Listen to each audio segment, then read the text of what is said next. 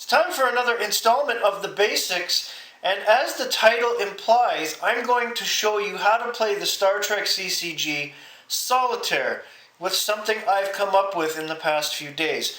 Now, I've watched a few videos on YouTube of other people that have tried this, and I also have a friend who's come up with an extremely complicated way to play Star Trek CCG in Solitaire, and I thought I'd take a stab at it myself. So without further ado, let me show you what I've cooked up.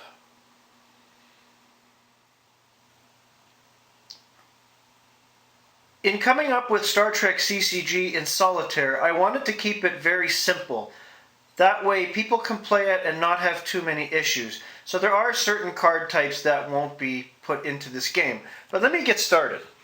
It starts off with two decks. So I have my Federation deck, which I will use to play the game, and my Romulan deck. Now what I've done with the Romulan deck is I've taken 25 cards out of it. They are as follows: dilemmas, a handful of events and interrupts, and 3 Romulan ships. Now the reason why there's 25 is because I have 6 missions out on the space line. One of them is where my Federation outpost will go. The other 5 missions can be seeded with the dilemmas, interrupts, events, and ships from my Romulan deck. Now, I've shuffled them, and how it works is I will put 5 cards under each mission that doesn't have an outpost. Once I've done that, I can begin the play phase. The play phase is very simple. I have my Federation deck that I would normally use, shuffled and ready to go, and I also have my Q's Tent side deck, which is allowed to be out right away.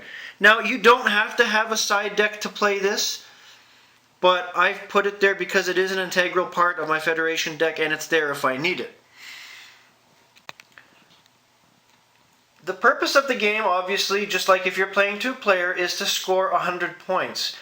And to do that, you have to get through the missions, which have the dilemmas and any other cards underneath that you have to encounter before you can complete them. So to start the game, you would draw 7 from your deck.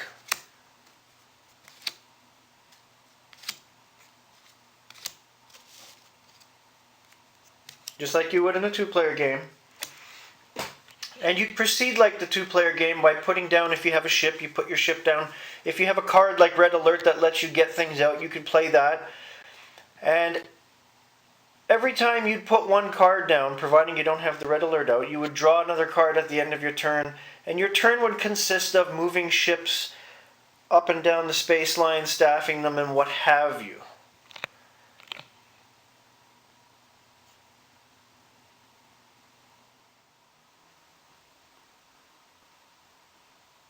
Okay, so I'm 4 turns into my Solitaire game here, and that has allowed me to bring out 1 ship, the Enterprise D, and I have 3 personnel on it.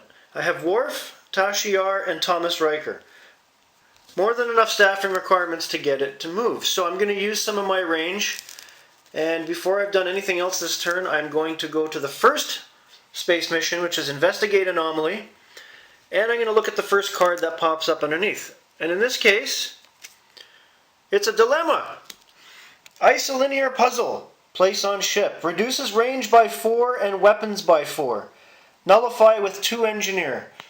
So basically, I can't move right now. And my weapons suck. And it gets worse because I don't have any engineers on my ship as of yet.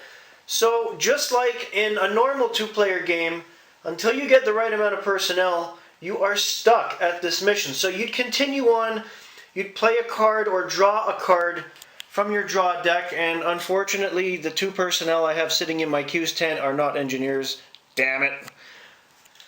And you continue on doing that until you can get your ship to move, or if you bring out another ship out of your draw deck and start staffing it, and it can move while you're waiting to get personnel on your other ship. You'd continue on like it was a 2-player game. Now, again, with the Q's Tent side deck, I do have some awesome cards in there. Oh, I'm not going to show you, no.